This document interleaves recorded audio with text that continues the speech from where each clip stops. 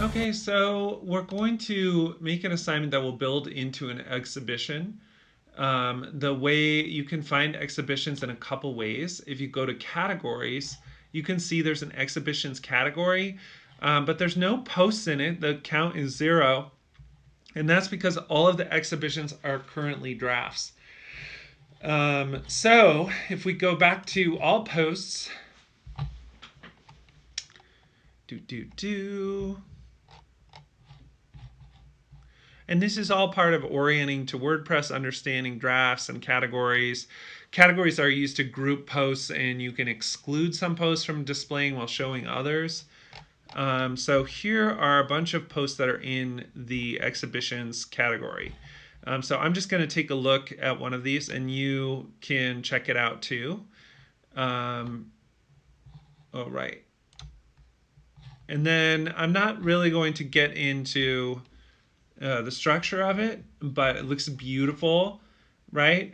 So imagine this for a drawing online gallery. And now here's the show card, right? So this is looking great. And then this is a really cool way to load all the pieces, right? So see, I can click on these links and see different pieces in detail. And those will be 3 featured pieces in that slider. Then we have a statement about the show. And then finally, we have a full gallery of all the pieces. So this is kind of the format that we're going to use. It looks really great. I love it. Just to give you a preview of where it's going. All right. So now I'm going to go back to the dashboard, and I'm going to show you this Photoshop project that will relate to the first exhibition.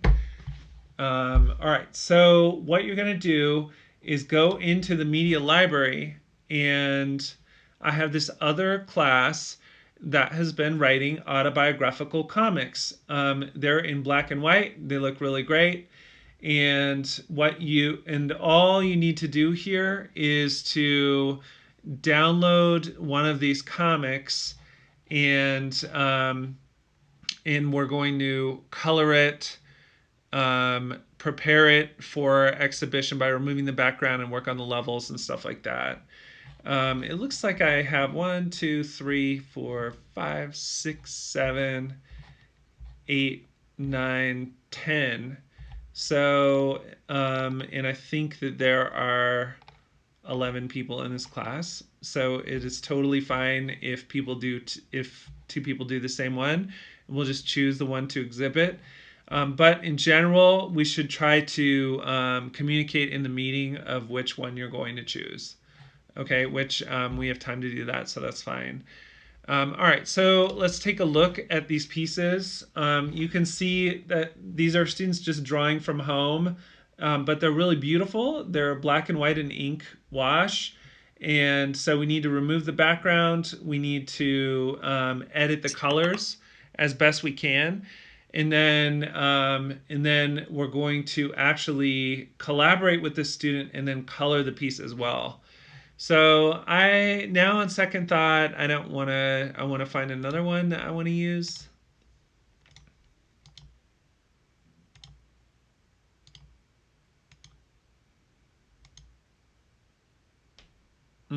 Yeah, this one I really really liked. But see, the lighting is poor, and it's kind of like difficult to think of this as a digital show. So all I do is I grab that. I always do it this way, but I bet you can just right click this image. But for some reason, this is just my practice and I like it. So I copy the link. Then I go to a different tab, paste the link. Then this allows me to see it isolated. So I trust that I'll get the full resolution of the image. I won't get anything that's been modified by WordPress, because this is just where the link is in the database. Now I right click it, I save the image, and I put it wherever I want. I'll just remember that it's in my video folder for now. Oh wait, design folder. Okay, autobiographical comic saved.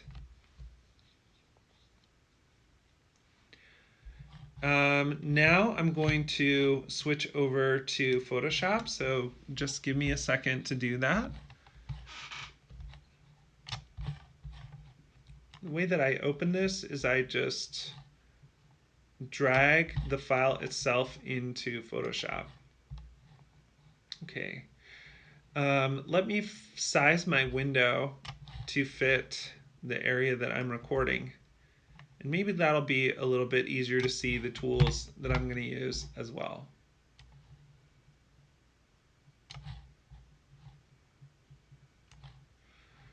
So that way stuff doesn't look as far away for you guys. All right, so here are my steps, and I'm going to try to not repeat myself. But so the first thing I'm going to do is crop it. I'm going to try to get right to the edge of that paper. And by the way, if you're using this to draw for print, you would never, ever, ever have text like this that goes right to the edge, because that's kind of difficult to deal with. Okay, great. So this is a result of my crop, and you can see it's still a little bit unsatisfying. But I would just kind of, do your best with the crop tool. The crop tool has other elements as well. So here I can introduce a second crop, and maybe I can line it up just to make it a little more square. That's kind of important. Now I don't think it makes too much sense to be, like painting that white or whatever. It might just be too difficult for us.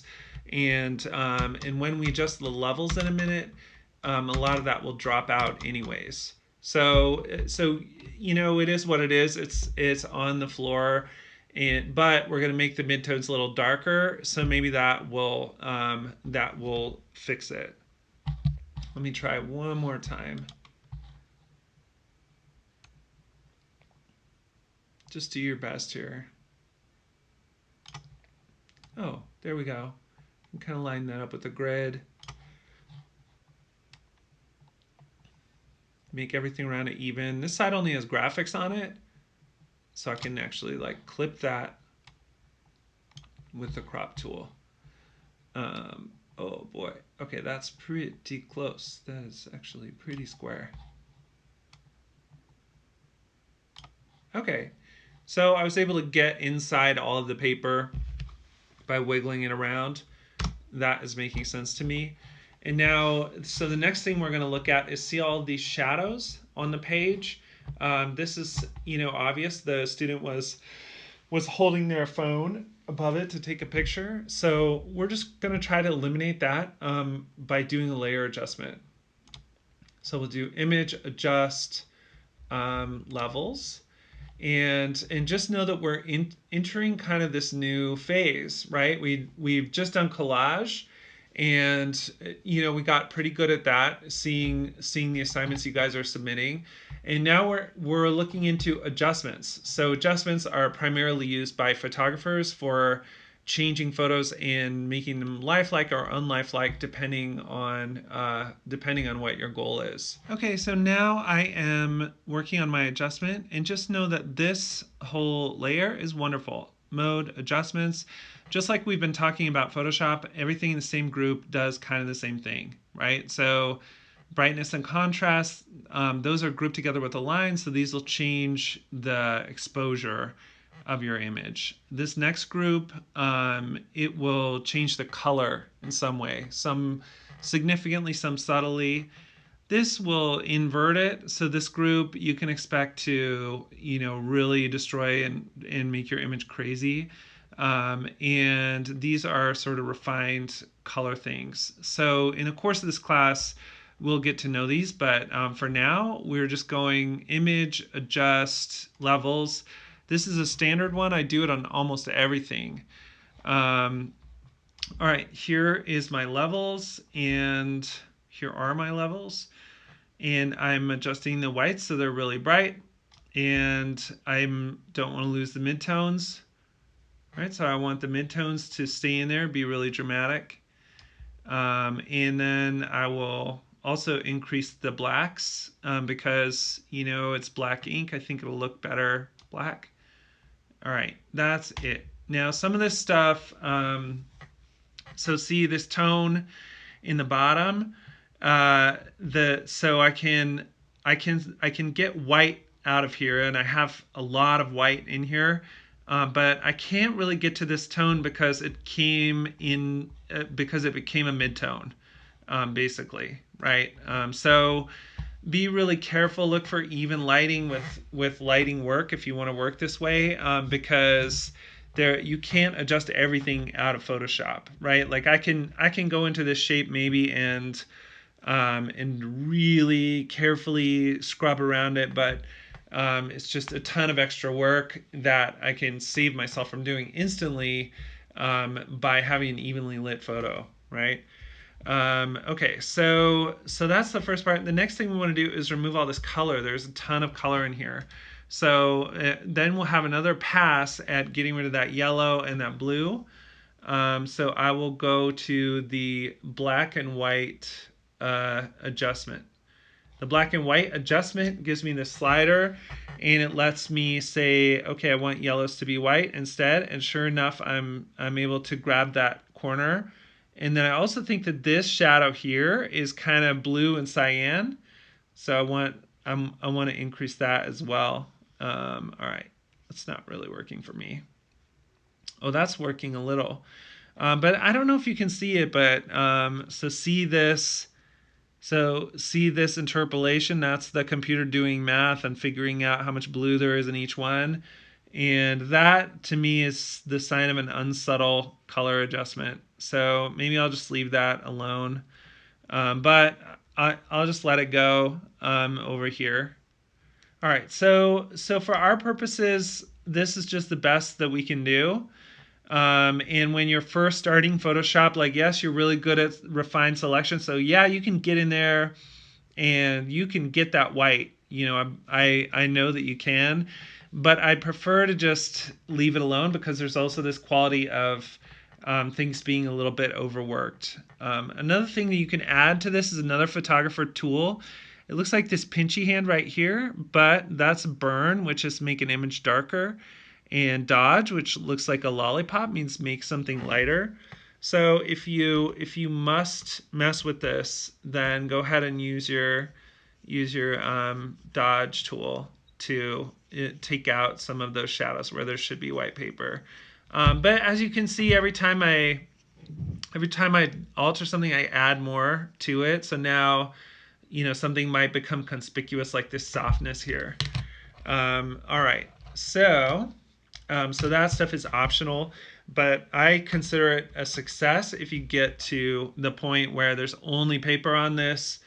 I still have a little bit of table in the background, and the page is mostly white. That's fine. And because we're going to color these pieces, it doesn't matter too much because the color will show through, and we won't be examining this just as black and white. All right, so I'm going to make sure this is a layer by double clicking it. Then I add a new layer and I put this underneath, and I take this layer and I name it ink.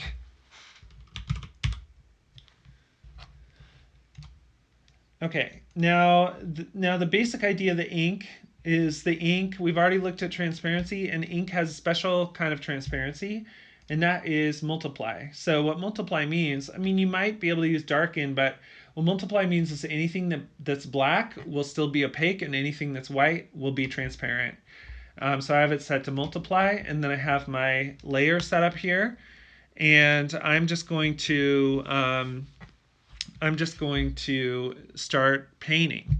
Now there's a lot we could talk about with painting and brushes, but you're basically going to be pretty limited in painting if you don't have a Cintiq tablet or an iPad or something with a touch tablet. But there is stuff that you can do with the mouse because this is already a really nice ink drawing. Your color doesn't need to be precise. It'll still be really cool, right? All right. So I'm going to go over here and choose any color that I think works, right? So I want to use this river.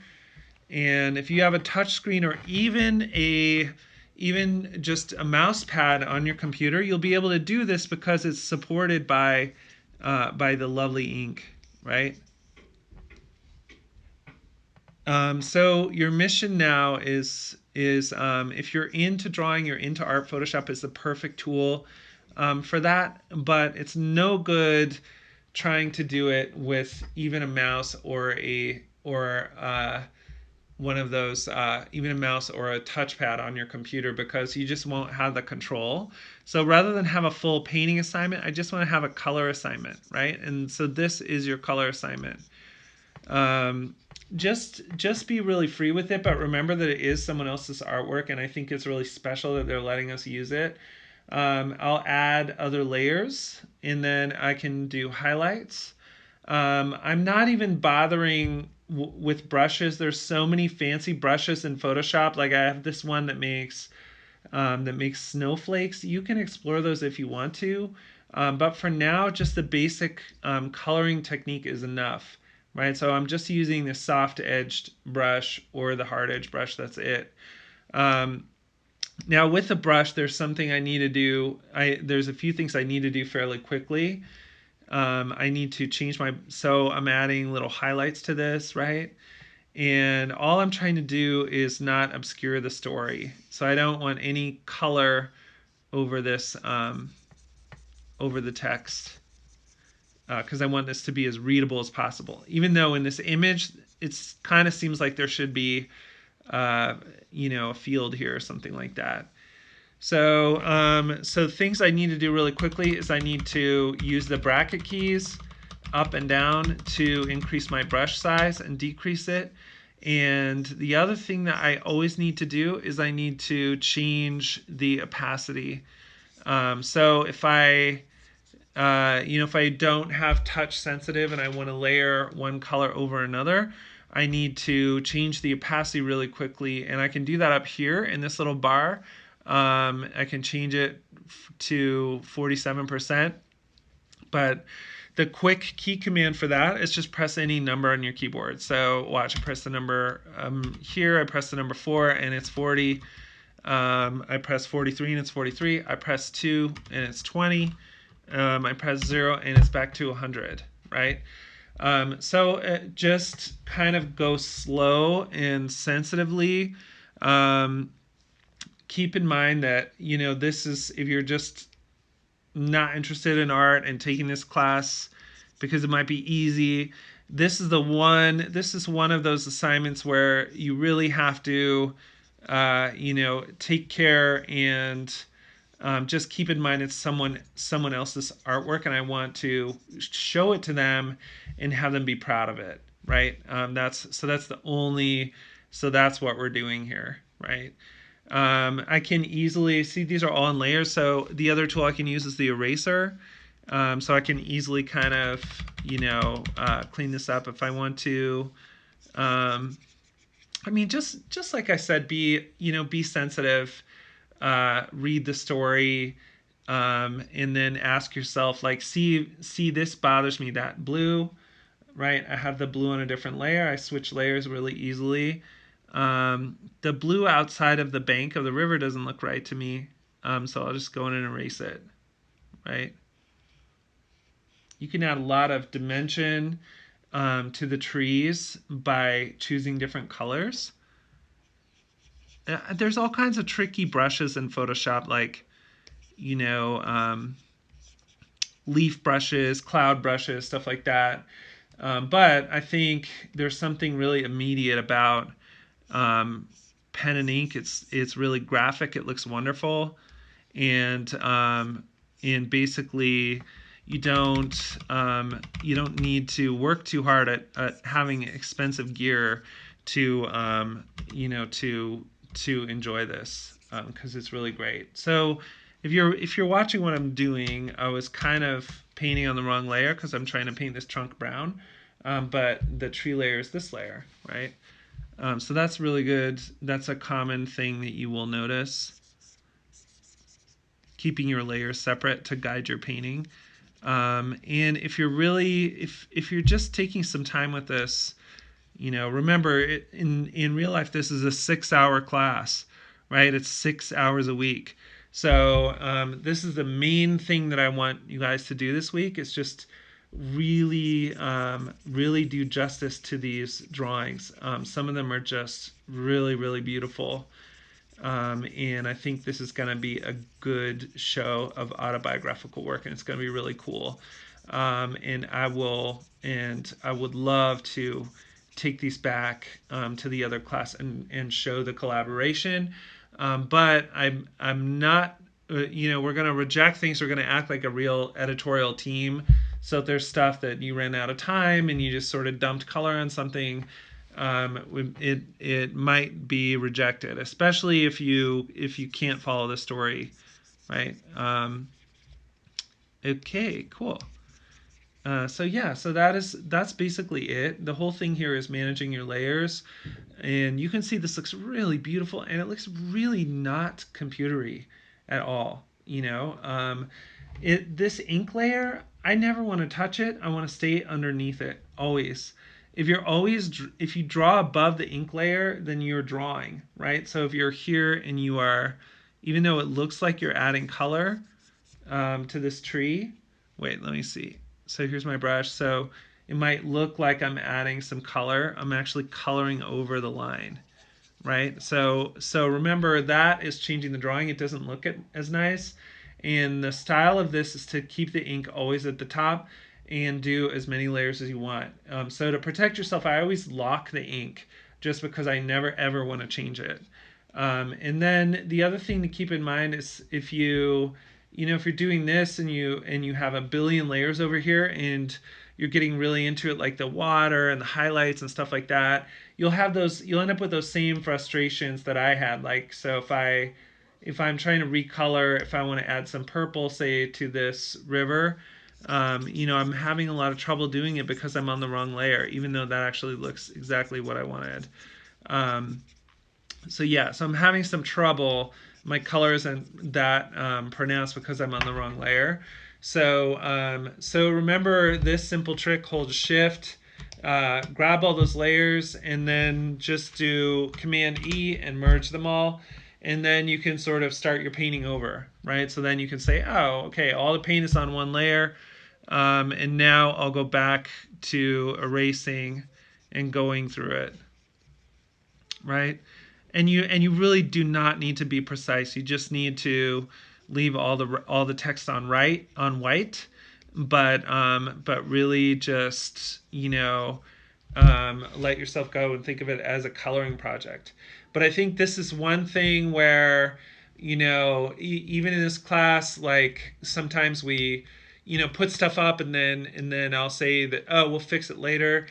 Don't have that attitude just with this one project, just because it's someone else's work, and we want to have something to show and something to be really proud of. So that is basically it, and hopefully it will build. You'll feel that you are growing in Photoshop, and it'll build on stuff that you already know. And if you're really interested in digital art, you'll realize that there is this whole community, like hundreds of people that only do illustrations on Photoshop, and this is pretty much how they do it. But it's definitely a good way into that world without spending $1,000 on a Wacom tablet or an iPad Pro. Those are really great tools, and I really recommend that you get them. And if you're interested in getting those, just let's get together on Slack, and I'll discuss what I think is the most cost-effective option for you, depending on what your needs are. But I have sold, I can't tell you how many illustrations of mine have been published that look just like this, where I draw in ink and then color underneath it. and it's a really great bridge into digital illustration from the world of drawing. So I really recommend that everybody start your digital illustration journey this way, using multiply painting, which is what I call it. I think this is probably just something that I made up, but it's something that definitely helped me become a digital illustrator and find a bridge to it when I only had Photoshop and I didn't have other drawing equipment. Okay, so that is it. That's your assignment. You should finish it, and then you will save it as a JPEG, put it back on Unwritten Blue, and also upload it to the assignment itself.